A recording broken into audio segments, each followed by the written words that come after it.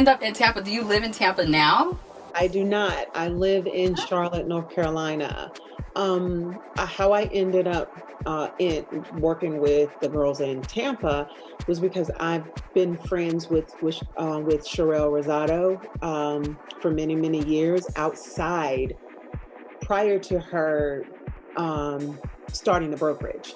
Her getting out of the military, we've been friends for a while. So of course, with me opening up my own mortgage company, it fit. Awesome. So Sherelle, she's one of the 8 girls that's on Selling Tampa, you guys. Make sure you check that out on Netflix. Wow, that's interesting that you make your own green sauce. I had to. Wow. And it's a thick sauce. Interesting. Thick and rich. Did you know how they be giving you like that watery green sauce, you guys? We don't need that. Like I say, when it's watery like that, all it does is just make the shredded, whatever meat you use inside, it makes it dry. How come the sauce at like the food trucks, like the green sauce, be kind of like watery? They just want to make it stretch. Basically, they're stretching it out. Yeah, we keep it thick. Is it literally water in it? It's definitely water in it for sure. Not saying, hey, but from what I know, from my experience, yes. So how did you come up with this idea? Because it's karaoke inspired. Right. So yeah, tell us. So initially, I started with shower karaoke. For me, I love to sing in the shower. I love to rap in the shower. I think it's fun. I thought everybody loved to do it, find out they didn't, but I love to do it. I'm an electrician by trade, and I didn't want to do that for the rest of my life. So I was trying to think, what can I do? And I've always heard, do something that you love to do. Do something that's you're passionate about. Right. And I love to joke, and I love to sing in the shower. So I'm like, well, everybody is not going to want to see me every day. So I'm like, well, if other people sing and dance in the shower, maybe I can have them submit their videos, and then I'll create a show from that, and we'll see everybody else singing and laughing and dancing in the shower. And it's hilarious. I love it. How come you didn't want to join Instagram at first? Because I was when it came out, I'm not the biggest like picture taking person or just like, recording things like as far as what I'm doing. So the idea of it, I didn't get it. And one of my friends, he was like, man, you're crazy. You make music. How do you not have an Instagram? And he made it for me when I left my phone in the car. Yeah. Wow, shout out to your friend. Yeah, Fred. He made it. Shout out to Fred. Right. And then that's when I grew up in Inkster. So it's like I've been around a lot of places, different trenches on Section 8, just living like that. So where I'm from, where I really grew up and spent most of my time was in Detroit and in Inkster, Michigan. Inkster, Michigan? I've never even heard of Inkster. Yeah, it's like 15 minutes away from Detroit. It was like when I was younger, we moved like when I was like 8 from Detroit to Inkster, and then that's when I never really understood the difference because they both looked the same. So I thought we still was in Detroit, but I thought it was Inkster as I got older. Oh wow, that's interesting. Wow, so you were moved around young. Yeah, real young, but I grew up in Inkster and Detroit most of my life. Shout out to Inkster. Shout out, you guys getting a shout out on the Now We Know show. Do you prefer a specific genre of music, or when you're choosing beats, do you prefer like pop stuff or more melodic? So it kind of depends how I'm creating, because I kind of go into like, I'm going into like a session, I kind of would go off the vibe. Like I remember like something I heard from Jay-Z, like on some like interview he had like a long time ago. He said inspiration doesn't come looking for you, you gotta go looking for it. I want to also talk to you about the fact that you used to teach at Columbia College in Chicago, and you also spoke at like NYU as well to some of the students there. But in particular, Columbia College, there was like 70% of the students you were teaching became interns at a music company. What happened was that before I got there, a gentleman named June McDowell and his partner, they were basically starting this organization to get internships, and it was called CUMA, Columbia Urban Music Association. So it was, they were trying to get internships. They were just trying to get in the door, get their foot in. I have never had credit specialists on my show, so this is like a different type of show. There's a lot of people out there that think that it's impossible for them to get a loan over $10,000, that they have to be extremely wealthy to access that type of money. What would you say to those people? is not impossible. I can be the first to say that. Because I mean, it's all really just positioning yourself and just positioning your credit to go ahead and get that loan. You know, you don't have to be wealthy or have so much money in the bank to go get a loan from the bank. You can, I mean, of course, you're going to have some things on your credit profile and stuff like that. That's fine. But if you just position your credit the right way, then yes, you can go ahead and get a $10,000 credit card or whatever it is. I did it for myself. So you're adopted? I didn't know. You're adopted? Yeah, I was adopted at 5, yeah. Wow, what's that like? Honestly, you know what? It's a dope experience. I'm blessed. Praise to the Most High. And it was a challenging thing, but once I understood and was, you know, my mindset was more thankful than being like, oh, this is weird, you know? So it's definitely a blessing. It is. You're fortunate because you were 5 years old. Is there anybody that is like your favorite contestant?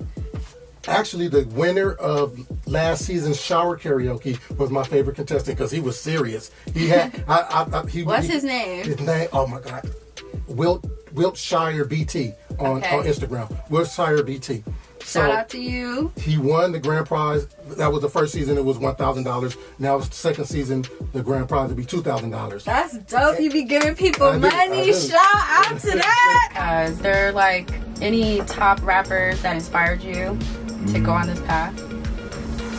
I don't know. Like certain albums hit me a little bit deep. I remember just growing up, and it was like no top 5 like artists that I was really like knocking with, because like people was constantly changing, so I wasn't changing with them. So like, you know, like one day I could like college drop out, and then you hear Watch the Throne or something like that. And it's like a you know, a separation between the two. So like, you know, it depends on what I was liking. So like with artists, I don't really lock in too hard, but I was definitely like, I like Michael Jackson. I can't lie. It was a lot of like singing like Mike That Rocks. I like the Kanye's. I'm like into like underground rap a lot. When I do think about rap, I like, so.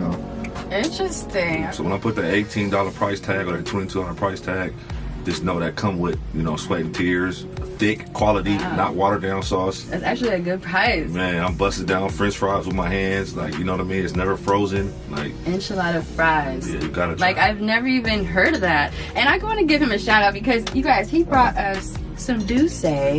Nobody has brought that on my show before. Like, nobody has did that.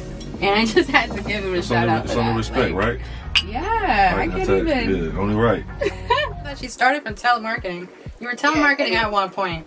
And then all of a sudden, like, you're just on this venture, this mortgage venture, and you're helping others along the way. You're not just helping yourself, you're also looking out for the community. And that's exactly what we need. Like, you guys. Well, the thing is, too, we do. It is what we need, but a lot of us have to get out of our own way.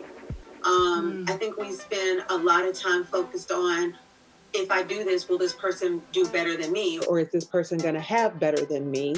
So we become too afraid to kind of help each other. And I did my best, or I'm still doing my best, to make sure that I have us in a situation where there isn't a no when it comes to this. So I started PMG Worldwide. That's my own mortgage company. And then I realized that there were going to be individuals that were going to need, you know, help with credit. So I put together a system called Credit to Close, where we help clients who have applied. We help them get through the credit piece so that they can go ahead and purchase a property. Some people don't get adopted till like teenage years. Yeah, no doubt. And they're just in the system.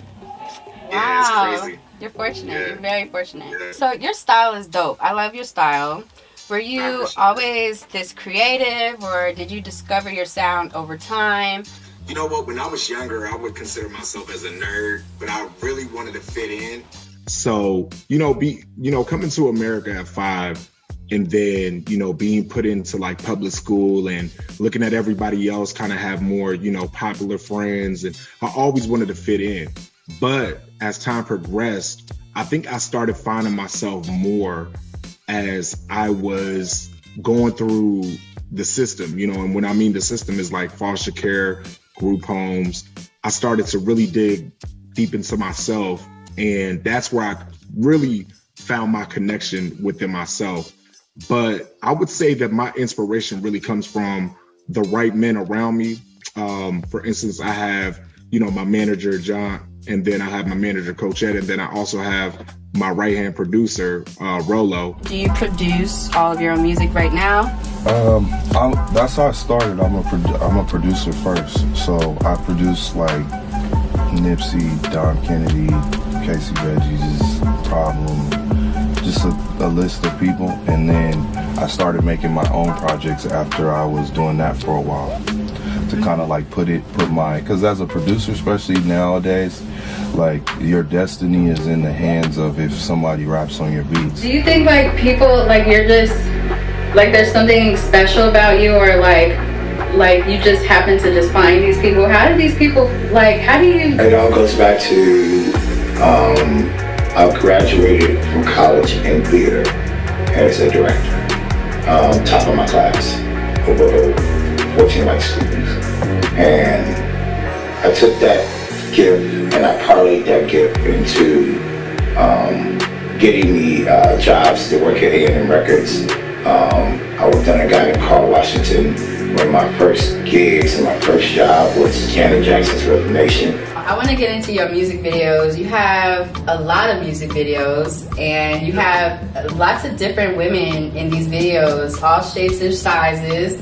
And I love that you have like all kind of women. You have every type of woman. And where do you find these girls? Do they come to you, or like? Basically networking with people. When you I've been doing music so long, so it's people that's up and coming models, it's up and coming dancers, it's up and coming everything. I'm just a person, if I see that you're trying to work, I'm willing to work with you. I'm not, oh, I need this to be in my video, or how much you want it. No, if we could benefit each other, come on, let's get to it. Like, what type of loans can they get? Like, if somebody wants to get a car, or if somebody wants to buy an apartment building, can you help with that? The easiest thing to get would be the credit cards. Those are just based on credit. It's not based on income, right? So that would be the easiest, like the credit cards and stuff like that. Loans are a little different because depending on the loan, it's based on different things, right? So if you're talking about a personal loan, it's based on your personal finances. If you're talking about a business loan, it's based on what the business is actually bringing in. When it comes to property loans, there's multiple ways as well. But if it's an investment property and you're looking to buy it to rent out, what you can do is they want to see you come with 20% to 30% down. All of us don't even want the same things. There's literally people out there that would be happy in a polyamorous, or how do you say polygamous? I forgot, but the poly relationships, they're happy with like 4 and 5 people, and it works for them. And then there's other people that are like that. I would never do nothing like that. Like those people have to be miserable. Okay. Like right. Both sides of the fine's okay, but it's like racism. I'm not gonna try to cross crazy barriers right now, but like shit like that shit just keeps us at each other's throat. It exists, it's a real thing, but like it's all veils. Like as long as you're not harming somebody over your view, I feel like it's all okay. It's all good to be whatever you want. It's your taste, it's your shit. So it's like if you fucking with something and if they mess with you and you guys are all transparent at it, even though that happens, you still get some crazy stuff along the way you go. I mean, things happen in life, but that should probably be the key. Like just roll with what you want and what's happy. People's perspective, if they don't really matter, unless they paying shit for you, and it can maneuver like that. But if they not, then it don't really matter. You're putting so much into it. You have to put yourself. You have to. Because if you don't, you could see what happens when you don't. Absolutely. And numbers going down and everything. Absolutely. So it's like, dang, you got to stay on top of it. You can't let nothing distract you, literally. For real. And like your family and everybody just got to understand. Yeah. And they do. The family I have, they understand. They see the vision, so they're like, okay. Because that's I eat and breathe that. When I wake up, that's what I'm talking about and doing. Whether it's recording, whether it's editing, whether it's whatever is selecting, it's my life. And then when I go to sleep, it's my life. Wow. That's how it has to be, though. Yeah. Like, if you want to be successful, you guys, that's honestly what it is. Absolutely. There's no easy way. Yeah. The more you put in, the more you get out. So I'm putting everything in to get everything back. What was growing up like for you? Can you let us know? I mean, it was typical like any kid. I grew up in Los Angeles, you know, and yeah, I mean, typical LA life streets. Yeah, LA life. What high school did you go to? I went to LA High, and then the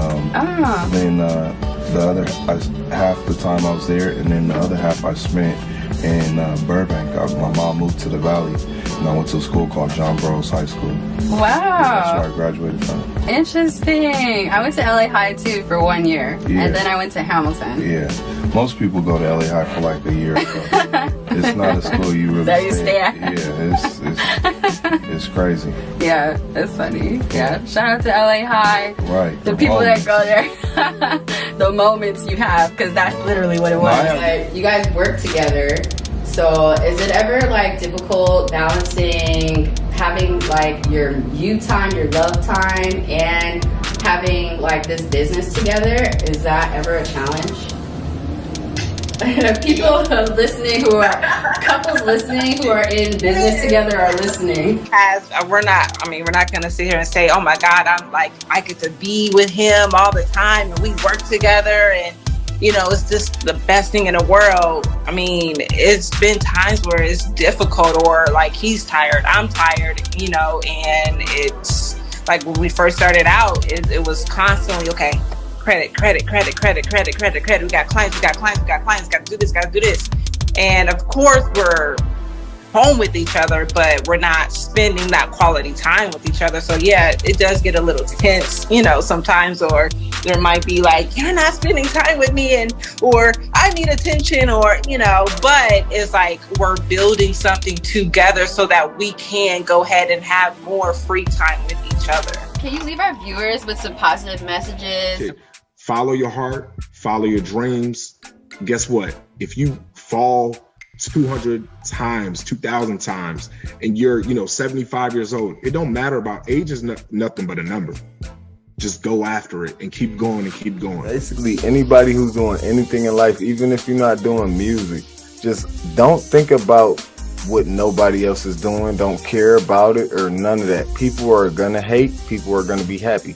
People are gonna love you. People are gonna hate. If you're not getting no money, if you're not pushing your craft and they ain't got nothing to hate on, then you're doing wrong. Just keep on going, keep on pushing, keep on going. Just start within yourself. A good book that I read was called Hung by the Tongue, because that particular book, man, it was very, very inspirational for me because I was a hothead. So that kind of humbled me in the right way. It's okay to listen because your words are very, very, very powerful. And what I mean by that is, once I start getting to a level in success and I'm start doing like more talking and speaking and stuff like that, that means now I got people that's looking forward to me saying something.